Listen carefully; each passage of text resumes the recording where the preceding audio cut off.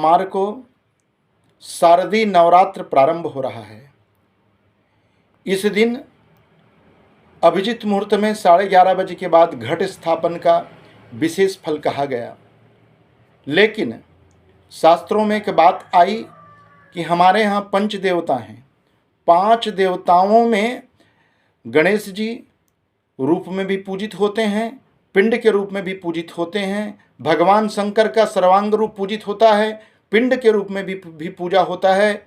भगवान विष्णु का स्वरूप चतुर्भुज पूजा होता है, लेकिन पिंड के रूप में शालिग्राम भगवान का पूजा होता है। और भगवान सूर्य ऊपर आकाश में पिंड रूप में गोलाकार दिखाई देते हैं, पर घोड़े में बैठे उनके सर्वांग रूप का भी पूजन होता है। इसी तरह माँ दुर्गा का पिंड रूप पूजन में अवश्य बनाएं।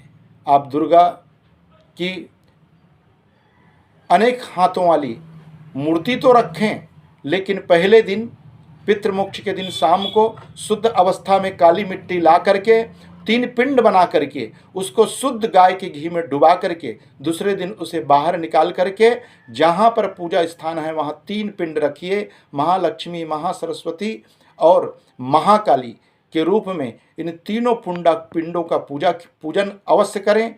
साथ में सर्वांग मूर्ति का पूजन भी करें। नवरात्रि का संपूर्ण फल आपको पिंड पूजन के बाद ही प्राप्त होता है। यदि कोई पिंड पूजन नहीं करता, केवल सर्वांग मूर्ति बस की पूजा करता है, तो उन्हें 100% फल प्राप्त नहीं होता। यदि शारदीय नवरात्र का संपूर्ण फल प्राप्त करना है तो आप अवश्य 3 पिंड बनाकर पूजन करें, जिससे माँ दुर्गा की अपार कृपा आपके ऊपर बरसेगी।